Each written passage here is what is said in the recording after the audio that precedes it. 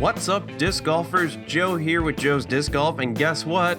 We are getting ready for the Texas State Disc Golf Championship held this year, just like last year, in Tyler, Texas. That is northeast Texas, located exactly halfway between Dallas and the border with Louisiana. That's about 2 hours in either direction. Why do I know this? I lived there. I went to grad school. Guess what I didn't do when I lived there? Play this course. I did not play Dogwood. I did not play any courses at Tyler's Lindsay Park.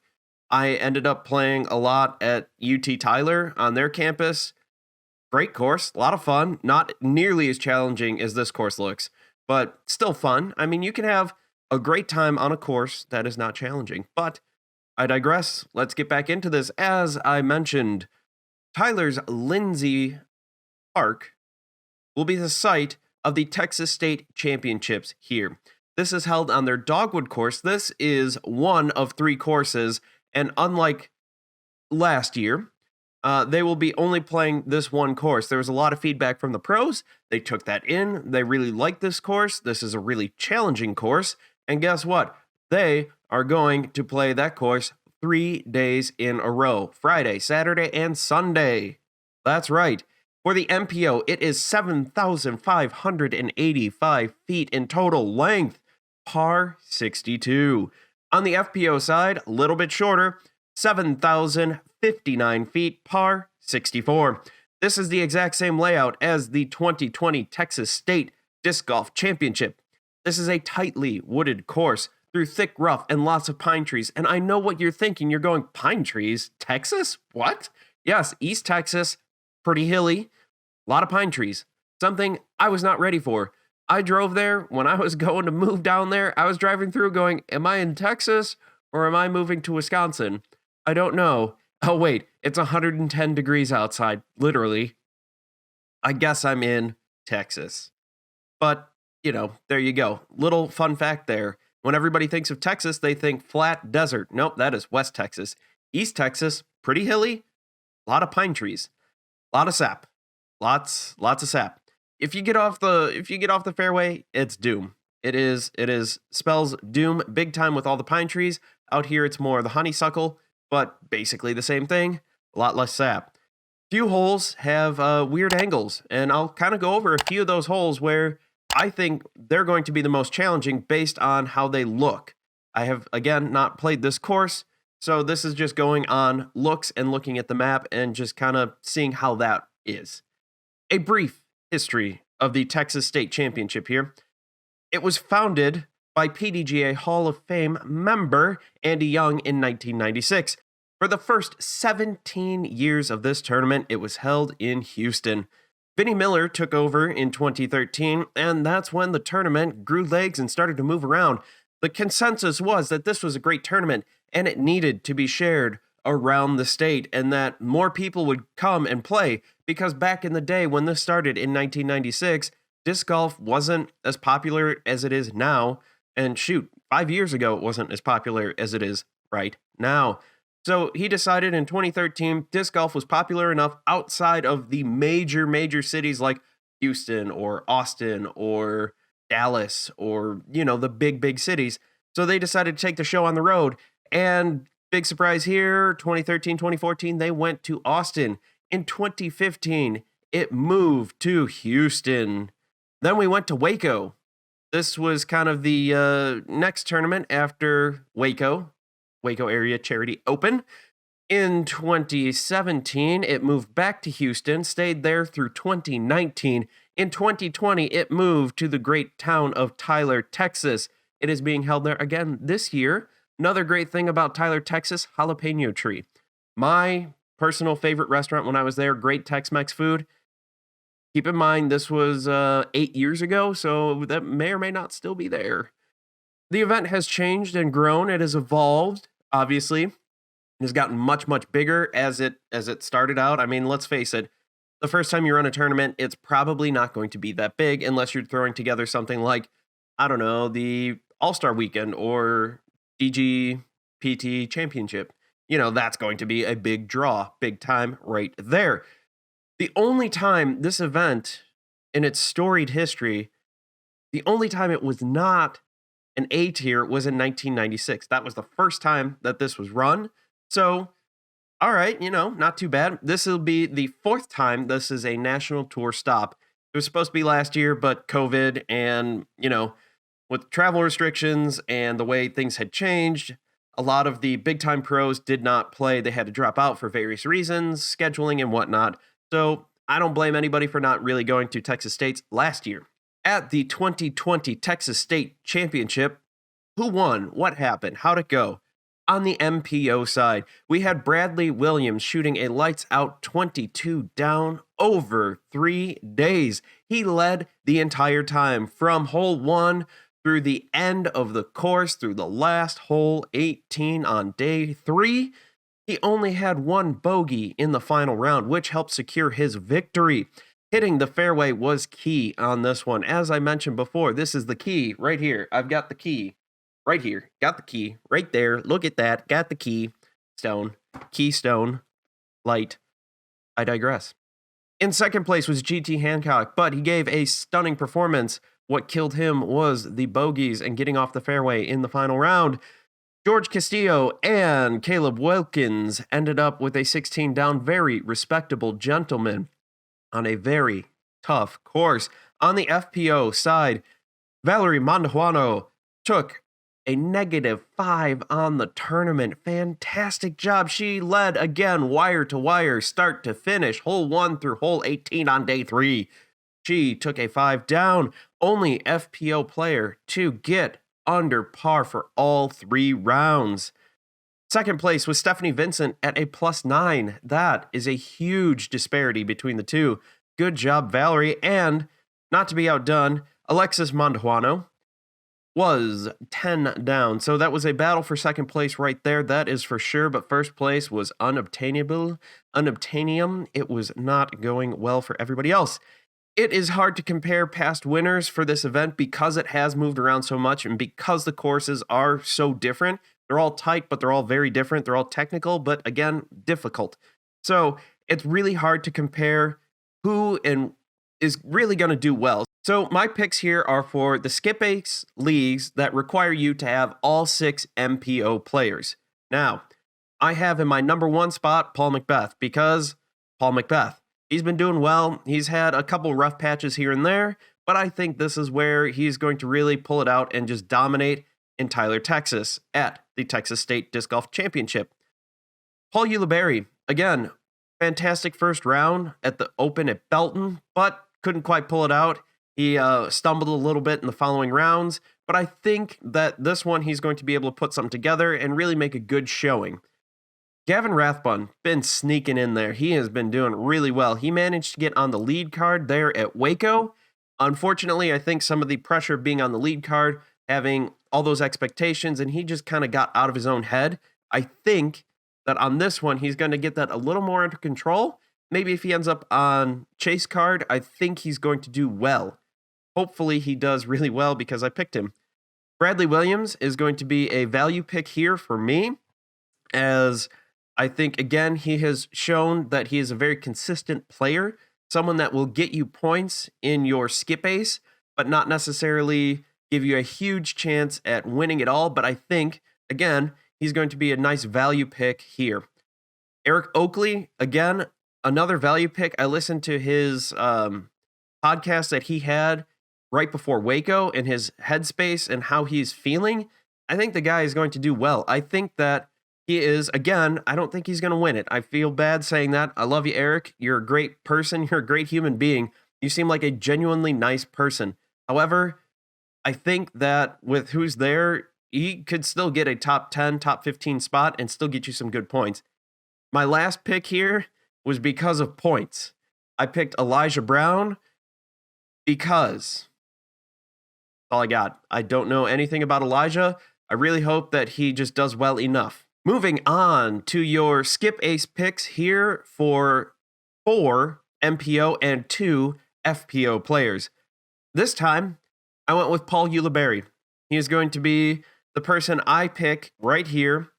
MPO number 1, I mean, order doesn't really matter, so going with Paul Ulibarri, same reasons as before. Bradley Williams, same reasons as before. Paul McBeth because Paul McBeth. Gavin Rathbun, again, good job. On the FPO side, so MPO, not any different from my first four before for the 6 picks. I have for FPO, my first pick is Valerie Mandujano. She has played this course last year, did really well last year. I think that she is going to be a force to reckon with. I know everybody is practicing this and playing this all week. I get that. However, I think her experience of being in this position last year is going to be huge. Also, Kona star Panis, huge, huge value. Her rating has not updated yet, and she's still rated, I believe, 927, right around there. Okay, give her, plus or minus like 3 or 4 points. Huge value pick there, especially the way she's been playing over the last 3-4 tournaments. Her rating is going to skyrocket. So take her now before this ratings update. Kona star Panis, huge, huge value pick right there. Leaves you some extra points to get other players like your Paul McBeths, your Paul Ulibarris, your Ricky Wysocki's, your Calvin Heimbergs, all those people who have much higher ratings. She is a great, great value pick. So let's go over the 5 holes that I think are going to be a unique challenge here. We've got hole 2. Hole 2 is a par 3, 300 feet. You have to go and clear water twice.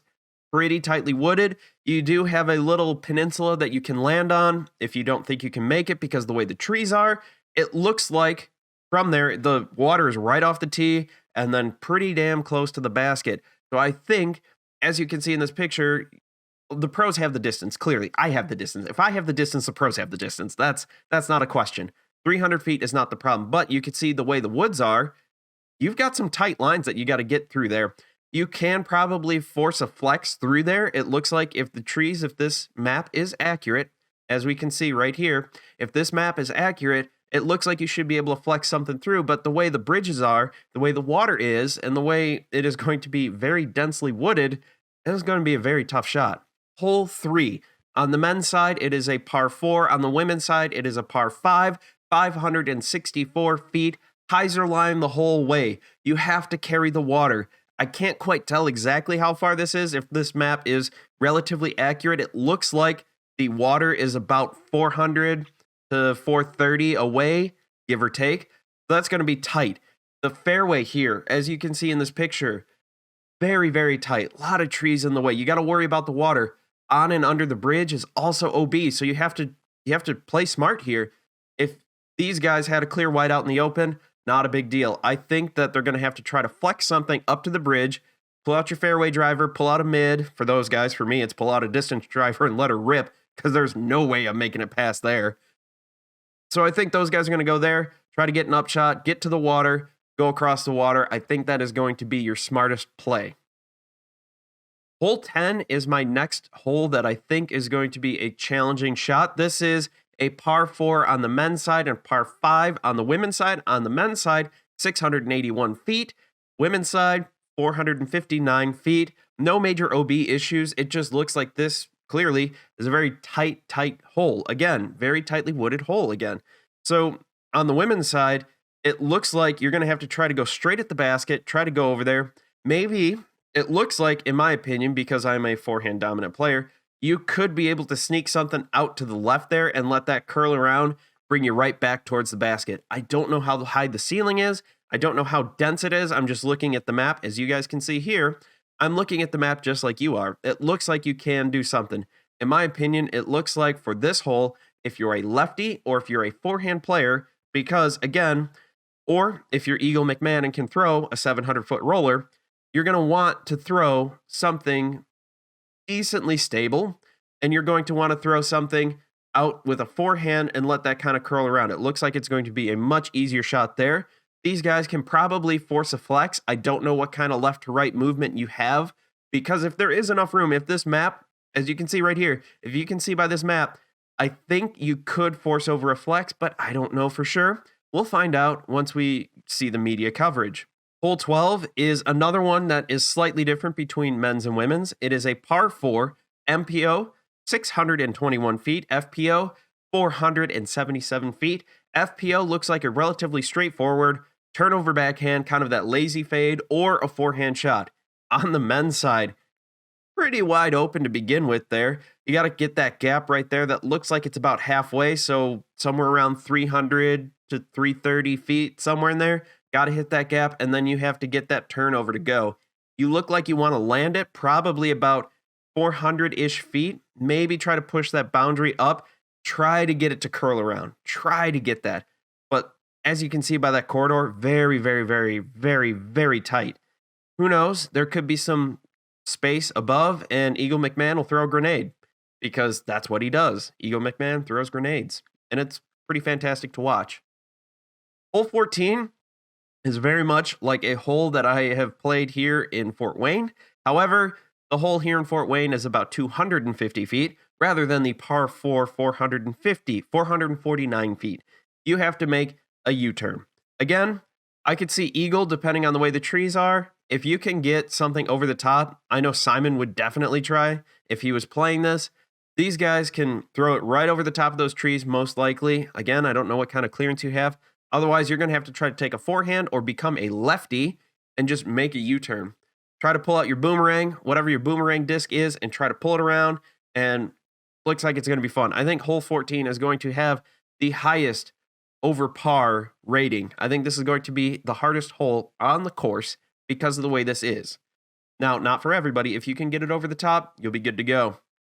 And our last hole, the last most challenging hole that I think we have here is a par 4, 555 feet. Now, what makes this hard? This looks fairly straight open. Par 4 for men's and women's must be relatively easy. Well, you have to have a good flex line, as you can see right here. You're going to have to turn it over and try to flex that around to get there to stay on the fairway. You can swing it out if you have a big forehand. You looks like you can swing it out a little bit to the left, let it come back. Come in, you got a nice landing zone there, about 3/4 of the way up, so somewhere around 400-ish feet. I think that would be a great landing zone right there, giving you about a 150-foot upshot, giving you a nice look at birdie. Right side is really pinched off. Trying to throw a backhand, you're going to have to flex it around, get it around that big tree right there in the middle, otherwise you're in the danger zone. And there we go. That is my preview for the Texas State Disc Golf Championship 2021. Now, where can you find coverage of this event? Well, you will have coverage tomorrow night. That will be Friday night, Saturday night, Sunday night. All 3 nights, I will be doing wrap-up coverage, giving you my thoughts, my perspective on how this has gone. We have, if you want to watch live, Disc Golf Network will be following MPO and FPO cards, usually the lead card because that's what DGN does. They bounce between great shots between other people. But for the most part, it's lead cards for MPO, FPO. You can also catch MPO lead card, Jomez style, on, well, it will be the day after coverage. This will all be day after coverage. Jomez will have MPO lead card. Gatekeeper Media will have MPO chase card. GK Pro will have MPO in the hole card. It's that's what I'm calling it. It's the third card, whoever's card number 3. Central Coast Disc Golf will have the FPO lead, and that is how you can watch all of your disc golf and get your disc golf fix because we all love disc golf and disc golf is awesome. Thank you all for watching. I've been Joe. You've been awesome. Don't forget to thank Treesus when you get that good kick and reflect just a little bit if you don't get a good kick. Thank you all for watching. I can't wait to see you all in the next video.